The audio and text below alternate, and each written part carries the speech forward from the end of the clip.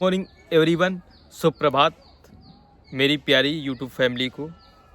अभी जो ये वीडियो लेके आया हूँ, Indian army DG direct general electronic mechanical engineer group C जो पोस्ट ऑफलाइन भर्ती आई हुई हैं उस पर मैं आपको पूरा का पूरा डिटेल बताऊंगा। ये जो वीडियो है आप लोगों को लास्ट तक देखना है। जो इंडियन आर्मी की तरफ से ग्रुप सी यानी ऑफलाइन भर्ती जो आई हैं, पूरा का पूरा डिटेल इसी से आपको मिल जाएगा।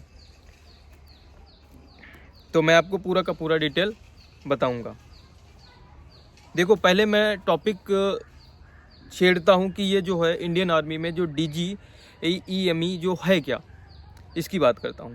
देखो, ये आर्मी की तरफ जैसे AOC है, आर्मी ऑर्डिनेंस कोर, उसी तरह से भी एक ये भी क्या है, कोर है, इलेक्ट्रॉनिक मैकेनिकल इंजीनियर, एक ये कोर होती है। और इसी के अंतर्गत जो 625 वैकेंसी निकली हुई हैं, ये सिविलियन डिफेंस की हैं, जिसमें से अगर पोस्टों की बात की जाए तो काफ़ी पोस्टें हैं, जैसे फार्मारिस्ट है, फायरमैन है, ट्रेड्समैन है, व्हीकल मैकेनिकल है, टेलीकॉम मैकेनिकल है, LDC इत्यादि काफ़ी पोस्टें जो हैं ये निकली हुई हैं। बहुत अच्छी पोस्ट है और इसमें ठीक ठाक सैलरी भी मिलती है। सबसे बेस्ट ये है कि ये परमानेंट जॉब है। जो आर्मी में जो है ये परमानेंट जॉब है। ये डिफेंस यानी मिनिस्ट्री ऑफ डिफेंस के अंतर्गत आती हैं सारी जॉब। इसमें फैसिलिटी आपको सारी की सारी आर्मी की ही फैसिलिटी दी जाती है। मैं आपको पूरा का पूरा डिटेल बताऊंगा। हाँ, तो देखिए, इसकी अप्लाई डेट भी क्या है, इसकी अप्लाई डेट भी स्टार्ट हो गई है। इसकी अप्लाई डेट कितनी है, 28 दिसंबर से स्टार्ट हो गई है। और जितने भी जैसे कोर वाली वैकेंसी होती है उसमें आप लोगों को 21 दिन ही अप्लाई के लिए दिया जाता है। और इसमें अप्लाई भी डेट है ना, वो क्या है, ऑफलाइन है। कितनी है, क्या है, ऑफलाइन इसकी अप्लाई डेट रहने वाली है। आप लोग क्या कर सकते हैं, 17 जनवरी तक इसका ऑफलाइन फॉर्म भर सकते हैं। एक मैं वीडियो आप लोगों को फॉर्म कैसे भरा जाता है उसकी भी मैं बनाऊंगा जरूर। अगर इसकी एज लिमिट की बात करें, किसकी एज लिमिट की, सबसे ज़्यादा लोगों का ये सवाल बनता है कि इसमें एज भी कितनी होनी चाहिए, क्योंकि वैकेंसी तो आई है, अगर हम ओवर एज हैं या 18 साल से नीचे हैं तो इसको हम कैसे अप्लाई कर सकते हैं। देखो, इसकी एज लिमिट की अगर बात की जाए तो 18 से 25। हाँ, इसमें देखो जो FAD हैं, FAD यानी फील्ड इंजन ड्राइवर, उनकी एज कितनी है, 18 से 30 साल रखी गई है। देखो, मैं पोस्टों की बात करूं, कुछ आप लोगों को पोस्टों की बात बता देता हूं, जिसमें से ये जो फार्मारिस्ट है, ये फार्मारिस्ट, इसकी एक ही वैकेंसी है। कितनी है, एक वैकेंसी है। और इसमें 10+2 और 2 इयर्स का क्या होना चाहिए, डिप्लोमा होना चाहिए। क्या होना चाहिए, 2 इयर्स का डिप्लोमा होना चाहिए। और यही एक पोस्ट है जिसका बेसिक पे लेवल 5 है, यानी 29,200 से लगा करके 92,300 इसकी सैलरी रहने वाली है। दूसरी अगर बात की जाए फायरमैन, ये मिनिस्ट्री ऑफ डिफेंस के अंतर्गत सबसे बेस्ट जॉब जो होती है ये फायरमैन की ही मानी जाती है, क्योंकि इसी जॉब में तुमको एक फौजी की फीलिंग होती है कि मैं एक फौज में भर्ती हूँ। लेकिन ये क्या होती है, सिविलियन डिफेंस के अंतर्गत ये जो होते हैं आते हैं। ये इसलिए अच्छी मानी जाती है क्योंकि इसमें काफ़ी फैसिलिटी की बात की जाए तो सारी फैसिलिटी सब में सेम है, लेकिन इसमें आप लोगों को बेल्ट की नौकरी मिलती है, नहीं वर्दीधारी नौकरी है। इसमें कितनी पोस्टें हैं, 36 पोस्ट हैं। आप लोग इसमें क्या कर सकते हैं, केवल 10th पास हैं तो आप इसमें अप्लाई कर सकते हैं। और इसमें एक बात और बताई गई है कि आप लोगों को फायर एक्सटिंग्विशर जो होते हैं उनका नॉलेज होना चाहिए, जैसे हौज कैसे फोड़ किया जाता है, थोड़ा मतलब फायर एक्सटिंग्विशर जो होते हैं उनका नॉलेज होना चाहिए। दूसरी पोस्ट है इसमें सेकंड नंबर पे, अगर डिफेंस सिविलियन की बात की जाए तो सेकंड नंबर पे आती है ट्रेड्समैन। यानी ट्रेड्समैन की बात की जाए तो इसमें भी आप 10th पास हैं तो आप इसमें अप्लाई कर सकते हैं। अगली पोस्ट है व्हीकल मैकेनिकल, इसमें 100 पोस्ट है। आपका 12th के साथ साथ आपका ग्रेजुएशन होना चाहिए। उसके बाद बात की जाए टेलीकॉम मैकेनिकल जो है, इसमें 52 पोस्ट है।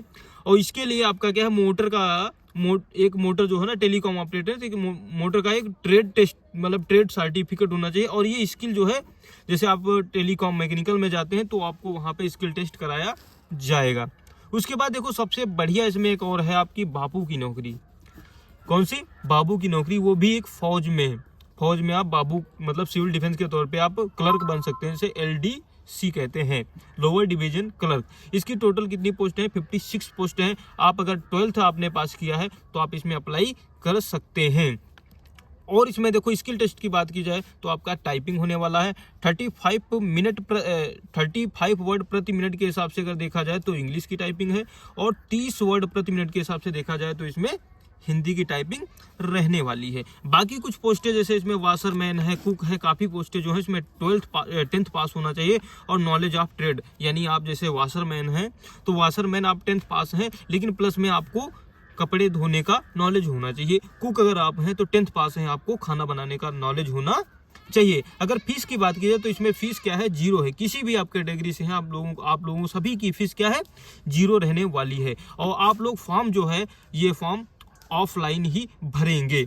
और बात की जाए आप लोग क्या कर सकते हैं, पूरा नोटिफिकेशन देखिए। पूरा नोटिफिकेशन देखने के बाद आपको खुद पता चल जाएगा कहाँ पे हमको क्या फॉर्म भरना है, क्योंकि मेरे पास डिजिटल बोर्ड अभी नहीं है, वरना मैं आप लोगों को नोटिफिकेशन भी दिखा देता।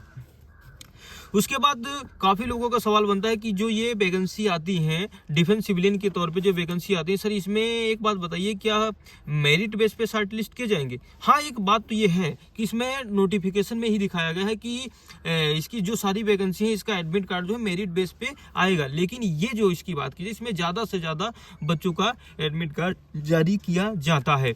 बात की जाए मैं सबसे ज़्यादा मैं बात करूंगा कि इसकी फायरमैन ट्रेड्समैन, अगर फायरमैन की बात की जाए तो आपके 65% अगर आपके हाई स्कूल में है यानी 10th में है तो आप इसमें आवेदन करिए, 100% आपका एडमिट कार्ड जारी हो जाएगा। टीमेट की बात की जाए, टीमेट में भी आप 60% से ऊपर हैं तो आपका एडमिट कार्ड जारी हो जाएगा, क्योंकि इसमें सारे लगभग सभी लोगों के एडमिट कार्ड जारी हो जाते हैं, क्योंकि इसमें ज़्यादा फॉर्म अप्लाई नहीं हो पाते हैं। इसका एक रीजन मात्र है कि ऑफलाइन भर्ती है, काफ़ी लोगों के फॉर्म रिजेक्ट हो जाते हैं, काफ़ी लोग फॉर्म जो है सही पते पर नहीं पहुंचा पाते हैं। अगर सिलेबस की बात की जाए तो इसमें रीजनिंग के 25 क्वेश्चन 25 मार्क्स, जीके के 25 क्वेश्चन 25 मार्क्स, इंग्लिश के 25 क्वेश्चन 25 मार्क्स, मैथ के 25 क्वेश्चन और 25 मार्क्स के होते हैं। अगर ट्रेड, जैसे मान लीजिए आपने ट्रेड के अकॉर्डिंग आपका ट्रेड नॉलेज जो स्पेसिफिक होते हैं उसमें भी आपके 50 क्वेश्चन 50 मार्क्स के पूछे जाते हैं। टोटल आपके 150 क्वेश्चन होंगे और 150 मार्क्स के पूछे जाते हैं। अगर सिलेक्शन प्रोसेस की बात की जाए, किसकी बात की जाए? सिलेक्शन प्रोसेस की बात की जाए, पहले मैं आपको ये सिलेबस जो है ना इसकी बात कर रहा हूँ। इसमें आपका जो जिसमें ओनली 10th पास है उसके लिए सिलेबस नहीं है, यानी आप फायरमैन और ट्रेड्समैन में अगर अप्लाई करते हैं तो उसके लिए सिलेबस ये नहीं है।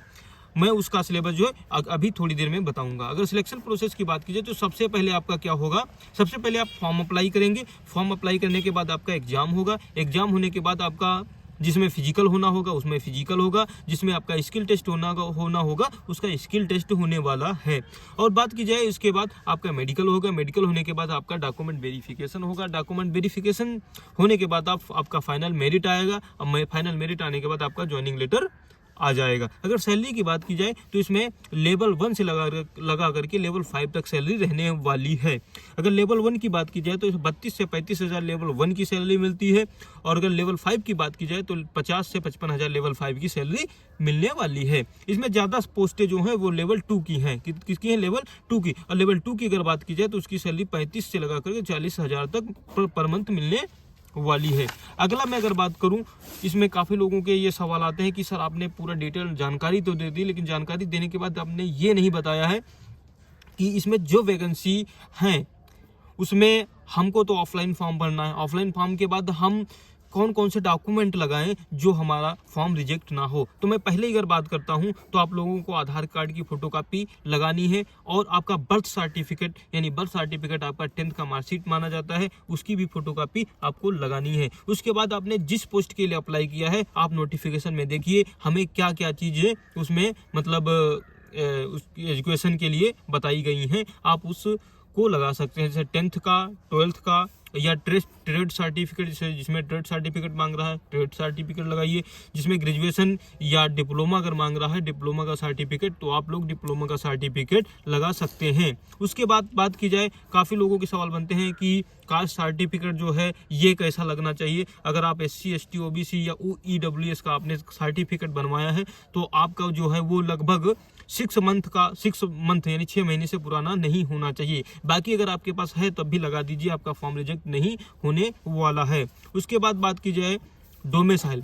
डोमिसाइल जो होता है आपका जो है वो स्टेट सर्टिफिकेट, यानी स्टेट के अकॉर्डिंग, मतलब जैसे आप जिस स्टेट से बिलोंग करते हैं वहीं से आप इसको क्या कर सकते हैं, बनवा सकते हैं, या डिस्ट्रिक्ट से बनवा सकते हैं। एक्सपीरियंस सर्टिफिकेट की बात की जाए, एक्सपीरियंस सर्टिफिकेट जो होता है आपका जिस पोस्ट के लिए आपने आवेदन किया है उस पोस्ट का आपके पास एक्सपीरियंस होना चाहिए।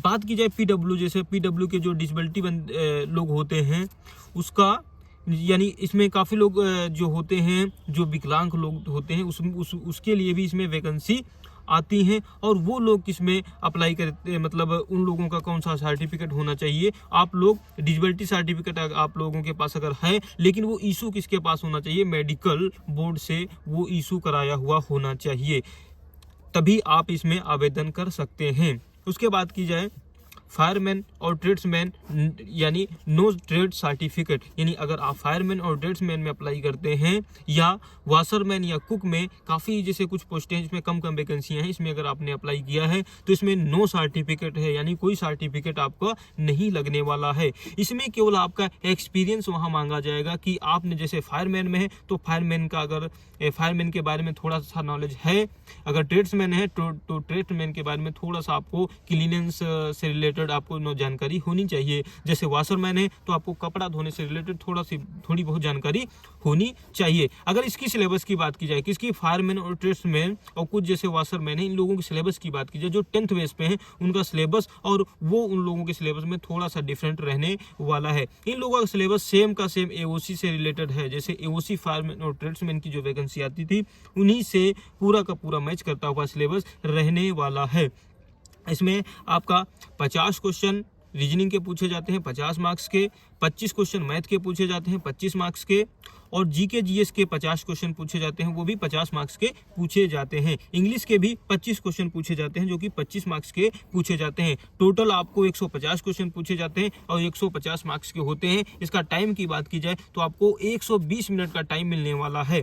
और इसमें नेगेटिव मार्किंग की बात की जाए तो 1/4 की नेगेटिव मार्किंग रहने वाली है, क्योंकि सारी वैकेंसी में आप नेगेटिव मार्किंग जो है वो स्टार्ट हो गई है। तो आप लोगों को बात की जाए आप लोग तैयारी कैसे करें, तो आप लोगों को मैं बता रहा हूँ कि सबसे बेस्ट अगर बात की जाए तो मैं तो सबसे ज़्यादा RWA को प्रायोरिटी देता हूँ, क्योंकि RWA जो है इसमें बहुत बेस्ट तरीके से मतलब आप लोग तैयारी कर सकते हैं। उसके बाद बात की जाए कि तैयारी के बाद आपने बता दिया कि इसकी कट ऑफ कितनी जाने वाली है। क्या पूछते हैं आप, इसकी कट ऑफ कितनी जाने वाली है। हाँ, इसकी कट ऑफ की अगर बात की जाए तो इसकी कट ऑफ एओसी की जो भर्ती है उससे थोड़ा सा कम रहने वाली है, क्योंकि इसमें नंबर ऑफ जो फॉर्म होते हैं वो कम पड़ते हैं, इसलिए इसकी जो कट ऑफ है वो कम रहने वाली है। और इसमें फिजिकल की बात की जाए तो इसमें फायरमैन में जो फिजिकल है, फायरमैन की अगर बात की जाए तो इसी में फिजिकल नोटिफिकेशन में दिया गया है, जिसमें से आपको क्या करना होगा, जिसमें से आपको 63.5 किलो वेट उठाना होता है। कितना, 63.5 किलो का वेट उठाना होता है। सेम का सेम एओसी से जो रिलेटेड है 183 मीटर जाना होगा, और वो भी आपको टाइम ड्यूरेशन 96 सेकंड का मिलने वाला है। उसके बाद बात की जाए तो आपको 2.7 मीटर का एक गड्ढा होता है, उसको कूदना होता है।